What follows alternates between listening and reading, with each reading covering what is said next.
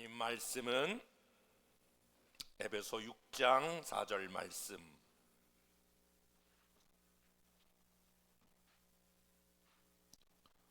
또 아비들아 너희 자녀를 노엽게 하지 말고 오직 주의 교훈과 훈계로 양육하라. 아멘. 제가 어린이 주일을 이렇게 맞이하면 늘 고민이 있어요. 아마 우리 다수의 많은 성도들 가운데에 이미 자녀를 다 양육해서 어린이들이 그렇게 많지 않거든요.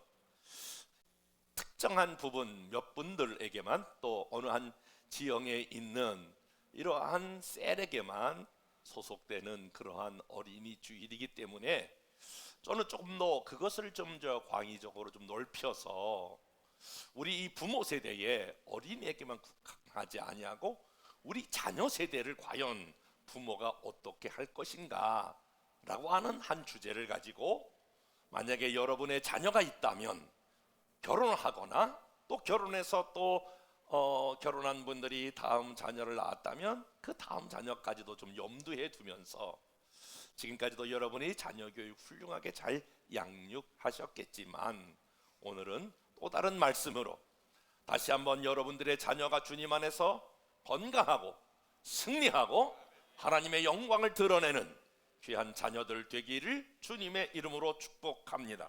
자녀 교육을 말할 때마다 먼저 시편 127편 3절 말씀이 생각이 나는데요. 자식은 여호와의 주신 기업이요 태의 열매는 그의 상급이다. 사실 부모에게 있어서 자식은 두 가지가 되는데, 하나는 기업이라고 하는 단어를 본문은 사용했고요, 또 하나는 상급이다 라고 하는 단어를 사용했어요. 자녀는 우리에게서 분명코 기업과 동시에 오늘 뭐가 된다? 상급이 된다 라고 하는 거예요. 그러면 우리는 생각해 볼 수 있어요. 기업이라고 하는 말이 무슨 말일까? 자녀는 우리들에게 기업이 된다, 그런 말은 그 기업이라고 하는 단어를 잘 설명한 그러한 말이 있다면 숙제다, 이런 말로 해석해 볼 수 있거든요. 자녀는 부모에게 있어서 영원한 숙제예요. 예를 들어 우리가 자녀를 이렇게 막 양육했을 때는 부모들이 다 그렇게 생각해요. 저도 그렇게 생각했거든요. 이놈들 그냥 결혼시키면 발 뻗고 자야 되겠다. 그런데 결혼시켰어요. 그래도 우리 부모 마음 가운데는 늘 자녀들이 마음에 걸려요. 뭔가 이 자녀를 해야 될 것 같은 그러한 보이지 않는 무거운 책임이 사실 있어요. 저희 아이들도 다 외국에 나가서 다 사역하고 있지만 그 자주 통화는 못해도 늘 그 자녀들이 우리의 마음 안에 남아 있어요. 그러니까 부모에게서 자녀는 늘 우리가 어릴 때 숙제 내주면 숙제 풀어야, 그래야 마음이 좀 편하잖아요. 그것처럼 자녀는 늘 부모에게 기업이 된다라고 하는 말은 숙제처럼 여겨진다라고 하는 거예요. 제가 이 말씀을 굉장히 공감하거든요. 그리고 또 다른 면에 있어서 기업은 우리 부모들에게 상급이 된다라고 하는 말을 다른 말로 좀 우리가 바꾸어서 말한다면 특권이며 축복이다라고 하는 거예요. 옛날 우리 어렸을 때에 부모들이 자녀를 양육할 때 이런 생각을 했어요. 내가 저런 길 나가지고 효도 봐야지. 옛날 어른들은 다 그렇게 한가닥 깔고 그랬는데 지금은 안 그러신 것 같아요. 아이고, 그냥 지들끼리 잘 살기만 해도 감사한 거죠. 목사님 뭘 바래요, 바래긴요. 지들끼리 잘 살라고만 해요.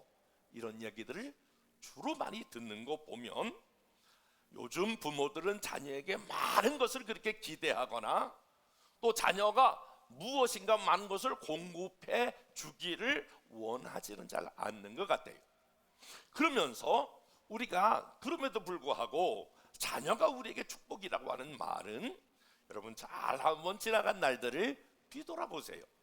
어린 아기를 낳았어요. 그 아기를 보면서 부모들이 얼마나 여러분 세상에서 줄 수 없는 그러한 기쁨을 맛보잖아요.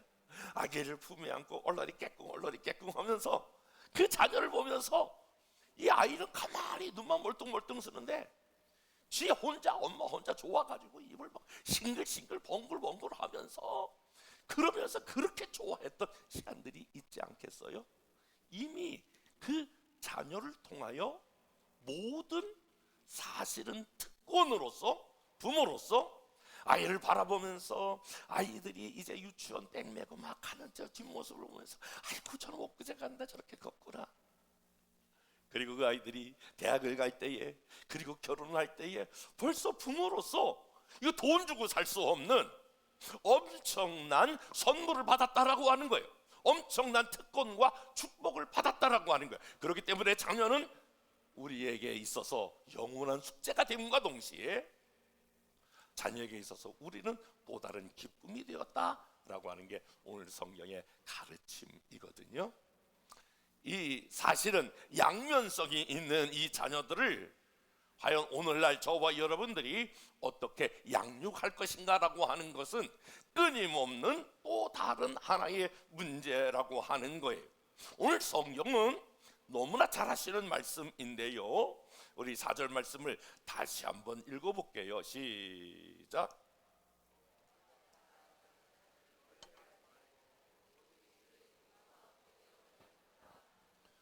오늘 에베소서에서 바울은 에베소 교인들을 향하여, 아니 저와 여러분들에게 자녀 양육에서 가장 중요한 거 첫 번째, 약간 부정적이고 소극적인 그러한 측면으로 접근을 하고 있는데, 그게 뭐냐면 노엽게 하지 말라라고 하는 거예요. 자녀들에게 노엽게 하지 말라라고 하는 말은 무슨 말로 표현할 수 있냐면, 성경 NIV의 성경에 보면 자녀를 격앙되게 하지 말라, 다른 영어 버전에 보니까 자녀를 분개하게 하지 말라.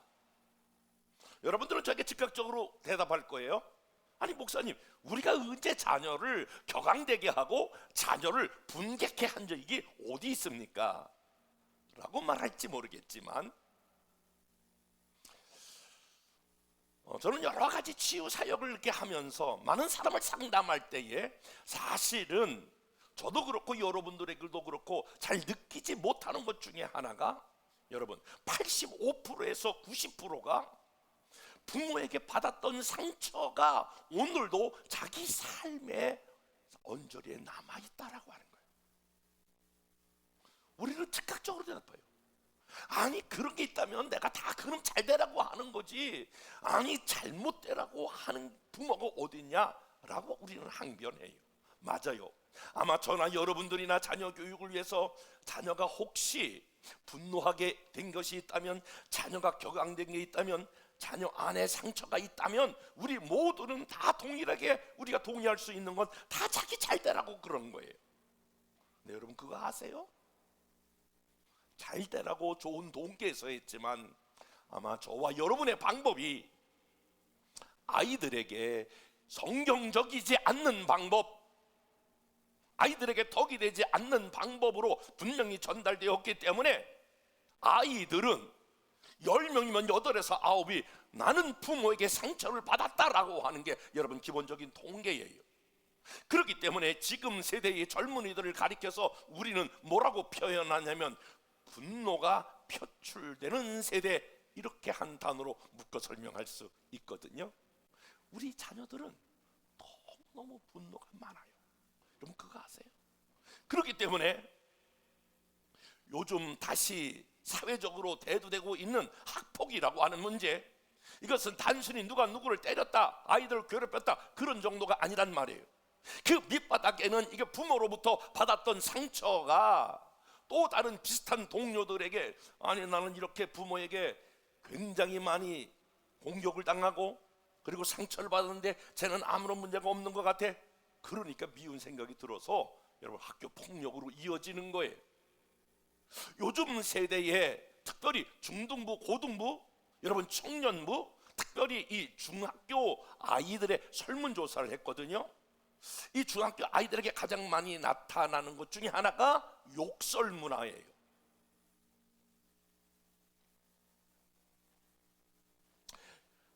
한국교총과 그 EBS에서 연합으로 해서 설문조사를 하나 했어요.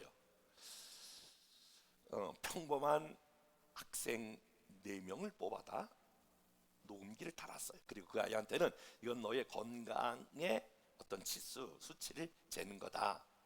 그리고 그 4명에게 4시간 동안 아이가 하는 일상을 녹음했어요.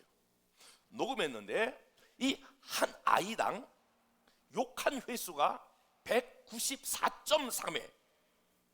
그러니까 이거는 그냥 싸우는 게 아니고 일상적인 생활이에요.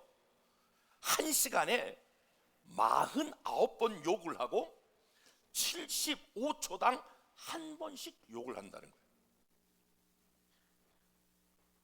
그러니까 이 욕설 문화라고 하는 것이 그것이 그냥 일반화된 거예요. 이게 지금 중등부에서 설문조사한 거거든요. KBS에서는 74%가 초등학교 때부터 욕을 시작했다고 말하고 욕을 습관적으로 하는 아이들이 50%가 된다는 거예요.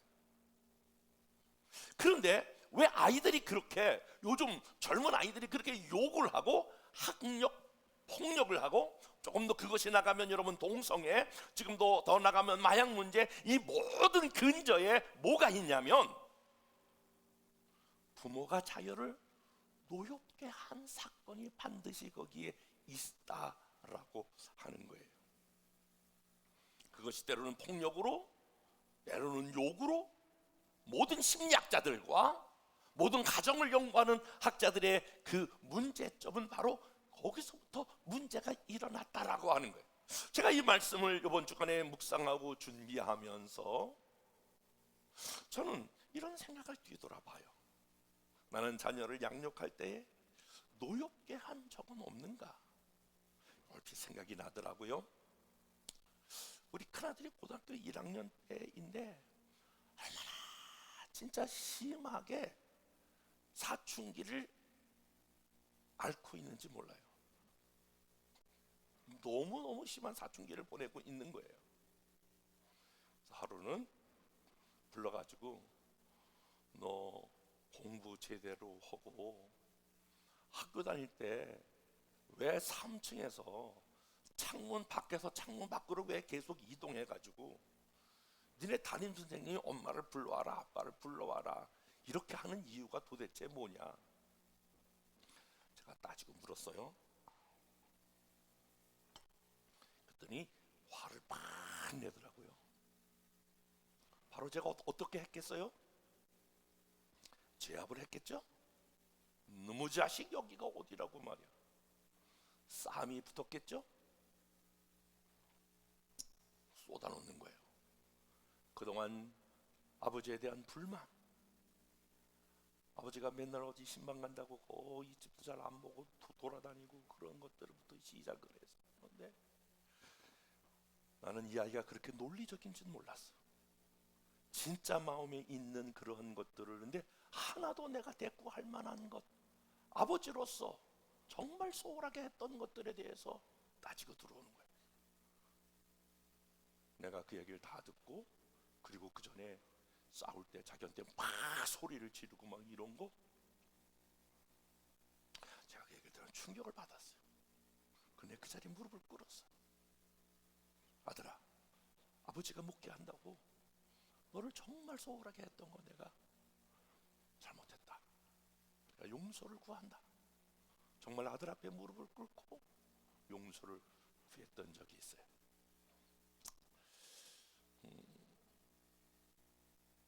지금은 그래서 그런 시절을 지나서 지금은 이렇게 늘 또 안 보면 보고 싶은 그런 제 관계가 됐는데, 이거는 저는 뒤돌아보면 내가 그래도 내가 주어진 사명을 잘 감당한다고 했고 내가 열심히 한다고 했는데 이 아이들에게 제대로 잘 돌보지 못했던 것들이 마음에 상처가 됐구나.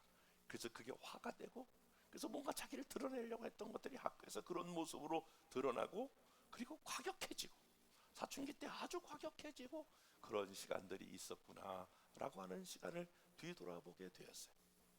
사랑하는 여러분, 오늘 우리에게 있어서 자녀 교육은 무엇을 어떻게 하라라고 하는 것보다 더 중요한 것은 자녀를 우리가 뒤돌아보면서 노엽게 하지는 않았는지, 상처를 주지는 않았는지.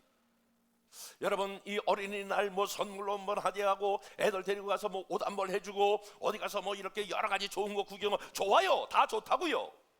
그런데 그 아이와의 관계 속에서 혹시 마음에 응어리진 것이 없는지, 혹시 마음에 아픔과 슬픔이 없는지, 혹시 남 모르게 쌓이고 쌓였다가 그것을 푸는 것이 욕설로 풀든지, 그것을 폭력으로 풀든지, 제하에 그것을 성적으로 풀든지, 그것이 자기가 풀어가고 있는 방법이 반복되면 그게 중독이란 말이에요. 중독 걸리기 없는지 우리는 이 부모가 다음 세대를 위하여 해야 될 일이 중요한데, 여러분 뒤돌아보시고 좀 자녀의 마음을, 여러분 나는 부모로서 마땅히 내가 먹여 살리려니까 그렇게 해야지, 난 여러분의 항변을 내가 받아들여요. 나도 살아보려고 그랬어, 나도 상처를 받았기 때문에 그래서 여러분의 모든 이야기를 다 공감하지만, 그렇다고 해서 그것이 대를 이어서 여러분 자녀들에게 흘러가면 안 되잖아요. 그래서 저는 먼저 이렇게 여러분들에게 말씀드리고 싶어요.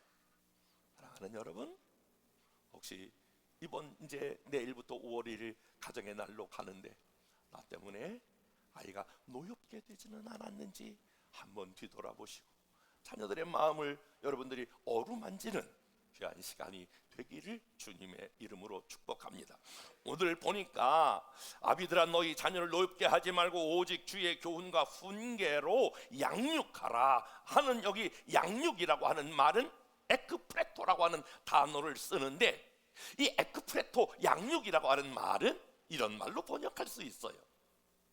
저는 그렇게 잘 못하는데요, 특별히 화초를 좋아하시는 분들이 있더라고요. 우리 성도님들 중에서도 꽃을 좋아하는 분들이 있어요. 꽃을 좋아하는 분들을 자세히 살펴보면 정말 꽃 하나하나에 그렇게 정성을 다할 수가 없어요. 때맞춰 물을 주지요. 어떤 분들은 이 화초에 있는 나뭇잎, 그 나뭇잎을 가지고 이렇게 닦아주면서, 아이고 밤새도록 많이 시들해졌구나, 그래 너 잘 있었니? 아이고 내가 너 빨리 너를 좀 더 이렇게 만져줬어야 되는데, 이뻐했어야 되는데, 그러면서 이렇게 화초를 닦는 거 보면 정말 정성스럽게 그 화초와 대화를 하더라고요. 그리고 정말 그 화초를 이뻐해요. 여기 양육한다라고 하는 에크프레토라고 하는 말은 온 힘을 기울여서, 온 마음을 기울여서 잘 보살핀다, 돌본다, 그런 뜻이에요. 자녀를 낳는 것 못지않게 양육해야 되는데 잘 모든 에너지를 동원하여 마치 화초를 좋아하는 사람이 화초를 기르듯이 그렇게 돌봐야 한다라고 하는 거예요. 그 전에 제가 헬스장을 좀 다녔거든요. 헬스장에 가면 몸을 관리하는 사람들이 있어요. 그냥 이렇게 건강해서 이렇게 러닝머신 타는 거 말고요, 이 근육도 막 나오게 하고 몸도 막 날씬하게 하고 다이어트도 하고, 이런 분들 보면 얼마나 몸에 정성을 기울이는지 몰라요. 뭐 한 번 하고 뭐 30분 있다 뭐 다 드시고, 또 뭐 30분 있다가 뭘 또 뭐 먹고, 내가 물어보면 다 그게 건강 관리에서 필요한 걸 그렇게 맞춰서 하더라고요. 양육한다라고 하는 말은 아주 치밀하고 섬세하게 돌본다, 그런 뜻이거든요.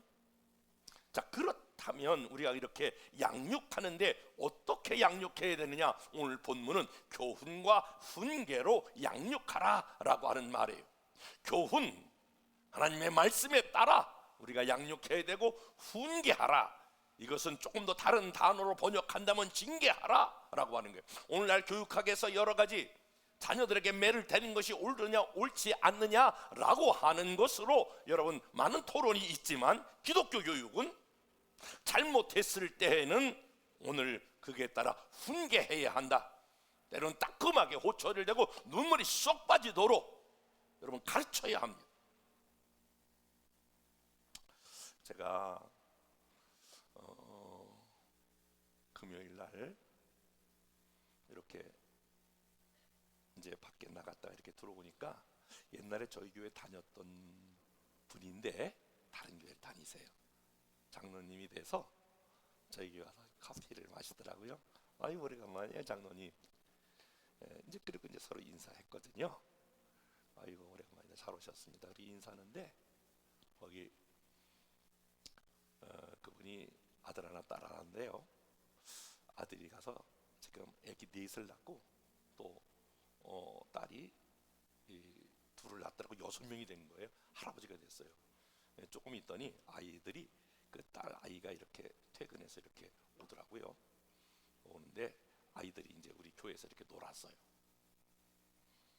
그런데 딱 부르더니 그 아이가 오니까 너 이리 와봐라. 할아버지가 부르더라고요. 예. 이분이 누군 줄 아느냐? 걔가 나를 어떻게 알아? 그랬더니 네? 그래 이제 아마 6살이야. 이분이 목사님이다. 목사님이요? 걔가 이제 그러죠. 그러니까 목사님이다. 목사님한테 인사해야지. 90도로 인사해야 돼? 90도로 인사해. 그러면서 일장연설을 하더라. 말이야, 니네 엄마 있지? 니네 엄마가 뱃속에 있을 때 이 목사님이 널 위해서 기도해 줬어.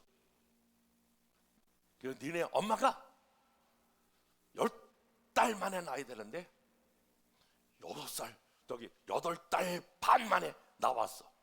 근데 니네 목사님이 기도, 걔가 뭘 알겠어? 가만히 있어. 그러니까 니네 엄마 8달 반 만에 나올 때에 목사님이 기도해 주신 분이야. 고맙다고 해야지. 감사합니다. 고맙습니다. 근데 걔가 우리 엄마 이렇게 8달 반에 나오는데 기도해서 감사합니다. 이렇게 인사. 일로 도와. 그 얘가 맞아요. 너 그렇게 인사해가지고 되겠냐? 진짜 감사한 마음을 가지고 감사해봐. 그랬더니 목사님 감사해요. 내가 이리 와라. 그래서 내가 용돈을 주어줬어요. 내가 간 다음에 아니 아이들 왜 그렇게 쥐잡듯이 잡아? 할아버지가 돼서. 그랬더니 그분의 지론이 그렇더라고요. 나는 다른 거 안 물려줘도 아이들에게 기도하는 거, 감사하는 거, 난 이건 반드시 물려줄 겁니다. 어릴 때부터 요놈 쪼르륵 6명 앉혀놓고 너부터 기도해. 1마디, 2마디, 10마디. 그래서 기도하는 거 훈련시킨다는 거예요. 그리고 감사하는 거 훈련시킨다는 거예요. 내가 그 얘기를 듣고 그래도 아직도 이분이 살아있구나, 그런 생각을 했어요. 사랑하는 여러분, 무슨 말씀을 나누려고 그래요? 사랑한다고 해서 모든 거 다 자율적으로 맡기는 게 아니에요. 신앙 교육은 어릴 때부터 하셔야 되는 거예요. 하나님 앞에 예배 드리는 일, 기도하는 일, 예물을 드리는 일 야무지게 하셔야 되는 거예요. 아멘 하나도 하셔야 돼. 자녀 교육 실패했으면 손주 세대부터 야무지게 하셔야 된다니까. 감사를 훈련하는 일, 그렇게 해야 한다라고 하는 거예요.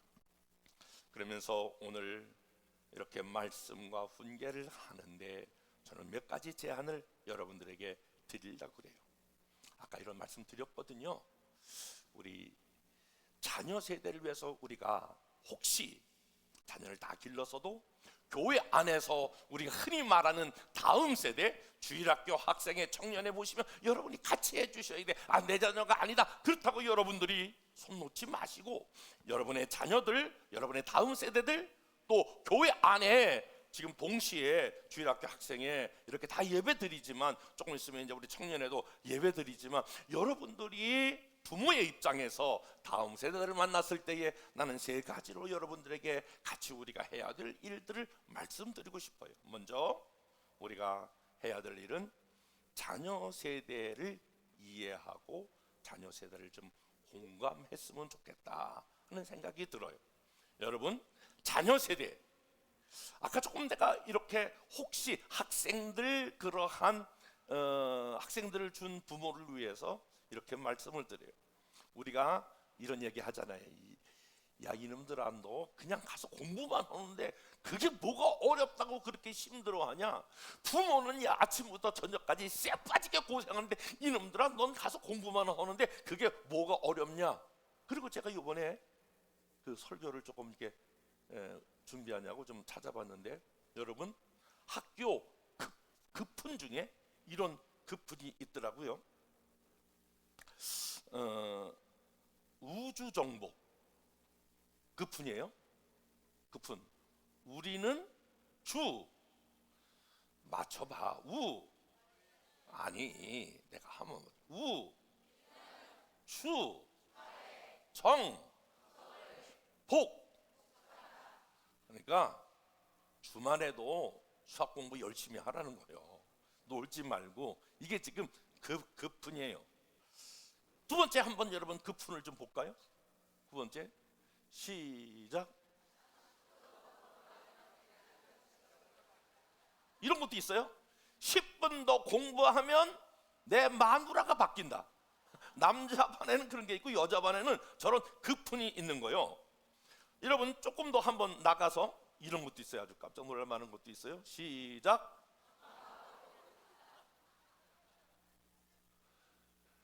그러니까 별의별 게 다 있어요. 한번 찾아보니까. 그러니까 아이들이 안 그런 것 같은데 학교 안에서도 얼마나 많은 스트레스가 있는지 몰라요. 그러니까 아이들이라고 해서, 학생들이라고 해서, 청년들이라고 해서 아무런 그러한 큰 스트레스가 없고 우리 어른들만 먹고 사는 이 삶의 현장에서 복잡하다는 것 같지만 그렇지 않다라고 하는 거예요. 그들도 나름대로 엄청난 스트레스. 여러분, 우리 전 세계적으로 저는 우리나라만큼 좋은 나라가 없다라고 믿어요. 다녀보면 정말 우리나라가 좋아요. 근데 우리나라가 정말 안 좋은 거 하나 있어요. 그게 뭔지 아세요? 그게 학교 교육이에요. 대학이라고 하는 이상한 괴물 하나를 만들어서 거기서 모든 청소년들이 다 죽어져 가요. 다 거기서 깨져버려요. 다 거기서 문제가 생겨버려요. 그것이 우리 한국이 정말 바꿔줘야 될 이런 입시 괴물 때문에 청소년들이 엄청난 타락과 스트레스가 저는 있다고 믿는 사람 중에 한 사람입니다. 어떻게 이걸 개선할 것이냐? 많은 정부들이 노력을 하지만 이 문제는 우리가 풀어야 될 영원한 숙제라고 생각해. 그렇기 때문에 여러분의 자녀들이 때로는 과격한 행동을 해도 쟤도 힘들어서 그렇게 했구나, 쟤도 받은 스트레스가 많겠구나, 아니 학교 급한 정도가 저런데, 여러분 아이들이 학교에서 또 여러분 주변에서 그 쪼이는 것은 여러분 보통이 아닐 것이지 않겠습니까? 더 나가서 우리가 두 번째로 부모가 해야 될 우리 자녀들에 대한 그러한 제한들이 있다면 그것은 여러분 자녀들을 좀 격려했으면 좋겠다 하는 생각이 들어요. 옛날에 신조어라고 하는 게 있었는데요. 지금은 좀 지나간 신조어예요. 그래도 지금도 들으면 공감이 되는 신조어예요. 이 우리나라가 얼마나 어려운 세대를 살아가고 있는지요. 골로새서 3장 21절, 우리 자녀들을 많이 격려해야 될 이유가 바로 여기에 있는데, 골로새서 3장 21절 다 같이 읽어볼게요. 시작. 자녀들아, 너희 자녀를 노엽게 하지 말고 낙심할까 함이라. 여러분 아까까지는 에베소에서 나온 말씀이에요. 근데 여기 낙심할까 함이라. 수많은 젊은이들이 지금 여러분 낙심하고 있는 거 아세요? 한번 여러분의 자녀들을 잘 관찰해 보세요. 분명히 낙심하고 있어요. 상당한 부분 그 낙심으로 말미암아 굉장히 그 안에서 허덕인다라고 하는 걸 내가 느껴요. 성경도 그렇지만 느낌이 그래요. 제 영적인 느낌도. 제가 목회하고 있는 두 아들들에게, 개척하고 있는 두 아들들에게 이 메시지를 늘 던져요. 아들아, 훌륭하다. 너는 아무도 없는 땅에서 성결교회를 개척하여 오늘 여기 비록 1년이라고 하는 짧은 기간 됐지만 그렇게 하는 것 자체가 너는 훌륭한 거다. 너는 거기 있는 것 자체가 너는 사명을 감당하는 거다. 너가 영어도 안 되는데 미국 사람들에게 복음을 전하려고 하는 것 그 자체가 너가 훌륭한 것이다. 여러분, 요즘 젊은이들에게 새로운 신조어 지나간 거지만 많은 낙심하고 있는 모습들이 그럴 수밖에 없는 여러분 이 사회적 구조가 있는 거 여러분 아시죠? 그래서 여러분 이구박, 이런 신조 아시나요? 이구박. 20대 90%가 백수다. 장미조, 장기간 미취업자, 청백전, 청년 백수 전성시대, 빌빌조, 취업 못하고 빈둥거리는 시대, 백오조, 취업 못해 대학 졸업을 미루고 대학 5년생인 사람들, 3.1절, 30대에 취업 못하는 사람들, 3초땡, 30대에 명퇴당하는 사람들. 웃을 만한 그런 입장만은 못 되죠. 여러분, 이게 그냥 오늘 우리 자녀들이 살아가고 있는 이 세대를 반영하는 거예요. 너무나 옛날엔 대학 졸업하면 다 갔잖아요. 너무나 여러분 많이 듣는 얘기잖아요.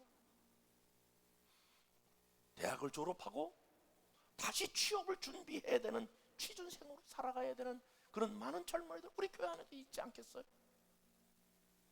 여러분, 벌써 이런 게 한두 번만 오면 찾아오는 게 뭐냐면 낙심이에요, 낙심. 아마 우리 기성세대가 느끼는 것보다 다음 세대들이 느끼는 이 절망감은 여러분 더 크다고 생각해요. 왜 그러냐면 저도 그렇고 여러분들도 그렇고 웬만한 어려움이 오면 다 이기고 뚫고 나갈 수 있는 벌써 내성이 생겼다고요. 그런 어려움, 저도 웬만한 어려움 가지고 눈을 깜빡하지 않을 정도로 38년간 개척하면서 오는 동안 별의별 어려움이 다 왔지만 그것 때문에 흔들리거나 움직이지 않아요. 왜냐? 그럴 수 없이 많이 경험했기 때문에. 근데 온실 안에서 자랐던 그 다음 세대들이, 부모 있었던 사람들이 조금만 어려우면 여러분 이것에 대한 좌절. 그래서 청소년 자살률이 세계에서 가장 많은 나라가 여러분 대한민국 아닙니까? 반대로 이건 역설적으로 우리에게 무엇을 말해주고 있습니까? 나는 여러분 자녀들이 지금 잘하냐 못하냐 그것을 여러분들이 따지기 전에 여러분 자녀들을 좀 많이 격려해 주세요. 너가 내 자녀인 게 훌륭하다. 너가 내 아들 된 게, 내가 내 딸 된 게 자랑스럽다. 너는 너 자체로 존중을 받을 만한 사람이다. 내가 대학을 들어갔느냐 들어가지 못했느냐, 취업을 했느냐 못했느냐, 내가 어떤 위치냐 그거 말고 여러분 오늘 한번 부모님들이 이번 주간에 마음을 좀 다 잡으시고 자녀들에게 그렇게 한번 해볼 수 있을까요? 무엇처럼? 하나님이 오늘 저와 여러분의 상관없이 하나님 앞에 헌신하든 봉사하든 하나님의 일을 잘하든 못하든 많이 하든 적게 하든 그거에 상관없이 하나님이 온전히 우리를 사랑하는 것처럼 여러분 자녀들에게 지금 가장 필요한 게 오늘 이 낙심에서 벗어날 수 있도록 도와드리는 게 바로 격려예요. 격려는 그 존재 자체를 여러분들이 격려하셔야 돼. 무엇을 했기 때문에가 아니라 여러분이 내 아들, 여러분이 내 딸인 게 감사하고 기쁘고 아버지, 엄마는 그것 때문에 행복하다. 그리고 너의 미래, 너의 앞날은 하나님이 인도할 것이다. 이렇게 좀 여러분 격려해 드릴 수는 좀 없을까요? 꼭 어떤 좋은 자리에 위치에 올라가야만이 여러분 그때서 격려받아야 될 존재라면 얼마나 그 자녀가 여러분 힘들어 하겠습니까? 그래서 여러분의 자녀들에게 노엽게 하지 말고 우리가 그를 이해하고 공감하면서 격려할 뿐만이 아니라 더 나가서 본이 되는 삶을 사셔야 합니다. 이것이 저와 여러분들이 가지고 있는 큰 숙제입니다. 저는 만약 우리 두 아들이 아버지, 나는 아버지처럼 살지 않을 거예요.